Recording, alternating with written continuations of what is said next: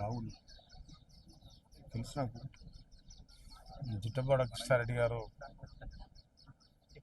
పోవడం చాలా బాధాకరం.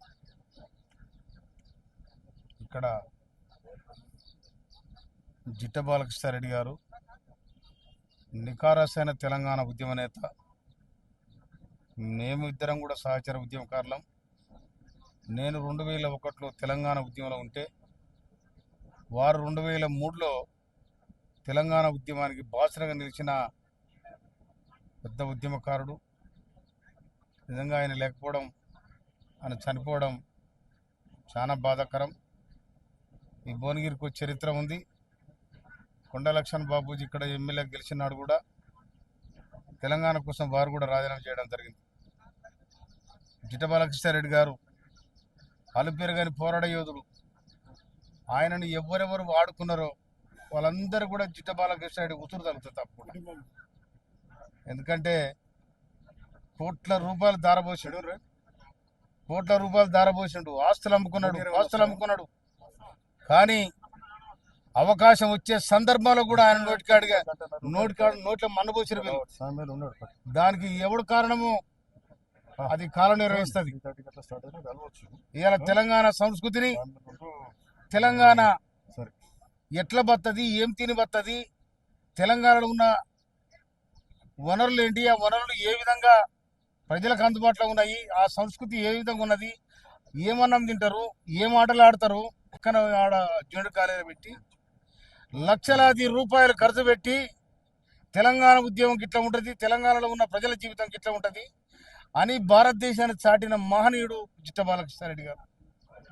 నిజంగా ఆయన నేను ఒకనాడు 2006 అక్టోబర్ 10 తారీఖు నాడు 2006 అక్టోబర్ 10 తారీఖు నాడు నేను రాష్ట్ర ఎస్సీసీల అధ్యక్షునిగా, ఆయన రాష్ట్ర టీఆర్ఎస్ పార్టీ యువజన విభాగం అధ్యక్షునిగా ఇద్దరం ఒకనాడే సెలెక్ట్ అయినాం.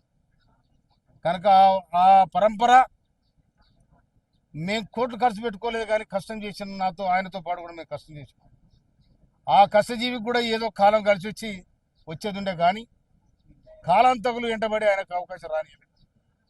అందుకోసమనే నేను కూడా ఈ జిల్లాకు సంబంధించిన వ్యక్తిని కాబట్టి ఆనాడు ఉమ్మడి నల్గొండ జిల్లా ఉండే, ఇప్పుడు యాదాద్రి భువనగిరి జిల్లా అయింది కాబట్టి గౌరవనీయులు స్థానిక ఎమ్మెల్యే అనిల్ కుమార్ రెడ్డి గారితో కలిసి తప్పకుండా వారి విగ్రహాన్ని ఇక్కడ నెలకొల్పి తెలంగాణ ఉద్యమకారుడు, తెలంగాణ మరుదేశ ఉద్యమంలో విరోచిత పోరాటం చేసిన జిట్ట బాలకృష్ణారెడ్డి గారి స్మారకంగా ఉంటుందని కూడా నేను ఈ సందర్భంగా మనం చేస్తున్నాను.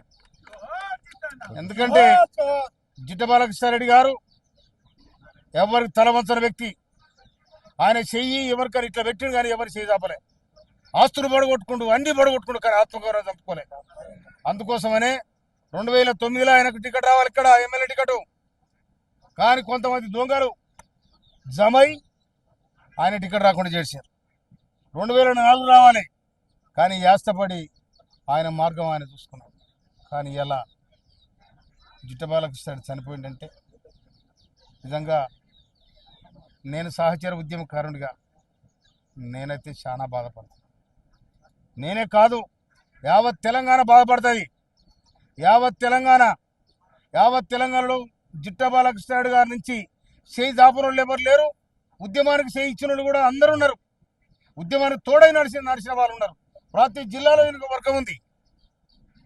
ప్రతి జిల్లాలో కూడా తన గుర్తింపు ఉన్నది.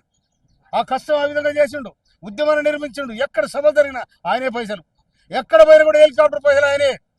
ఈ విధంగా పార్టీ కోసం, తెలంగాణ రాష్ట్ర సాధన కోసం తన సర్వస్వం దారబోచుడు, సర్వస్వం కోల్పోయిండు.